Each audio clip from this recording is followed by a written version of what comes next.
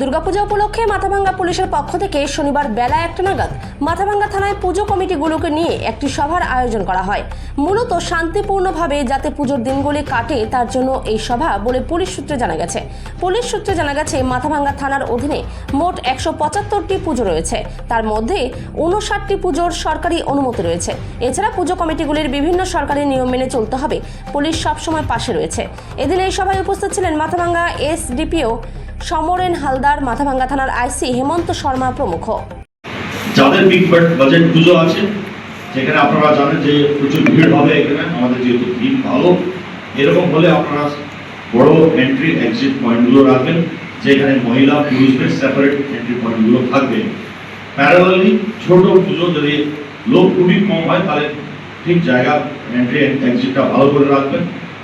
এবং যদি মনে করেন যে এখানে একটু ভিড় বেশি হতে পারে, এন্ট্রি পয়েন্ট সবসময় মহিলা এবং পুরুষের আলাদা করবে। যেখানে মহিলারাই পুজো করছেন, আমাদের অনেক 13টা পুজো আছে যেখানে মহিলাদেরই পরিচালিত পুজো আছে, তাদেরকে আমি বলবো যে আপনারা সাফিসিয়েন্ট ভলেন্টিয়ার্স রাখবেন এবং লোকালি কিছু ছেলেদেরকে রাত্রেবেলা প্রতিমা গার্ডের জন্য রাখবেন। প্রত্যেক পুজো প্যান্ডেলে কিন্তু নাইটে প্রতিমা গার্ড থাকবে। যখন আপনারা পারমিশনে প্রেয়ার করবেন, সেটা অফলাইন হোক অনলাইন যারা পারমিটেড পুজো আছে তারা করেন, অফলাইন যাদের পারমিশন এখনো হয়নি সরকারিভাবে, সেটা আমাদের কাছে যেটা দরখাস্ত দেবেন, ওইখানেও আপনাদের কিন্তু নাইট প্রতিমা গার্ডের লিস্ট থাকবে, 2 জন করে। যতদিন আপনার প্রতিমা ঢোকার পর থেকে বেরোনো অবধি সেই টাইমগুলো কভারেজ করে ডে ওয়াইজ আপনারা মেনশন করে দিয়ে with telephone number volunteer list আমাদের কাছে জমা করবেন।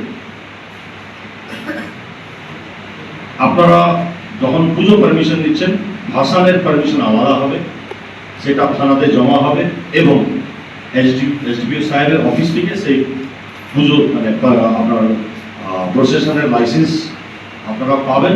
তো সেই হিসাবে আপনারা কিন্তু দরখাস্ত টাইমলি করবেন।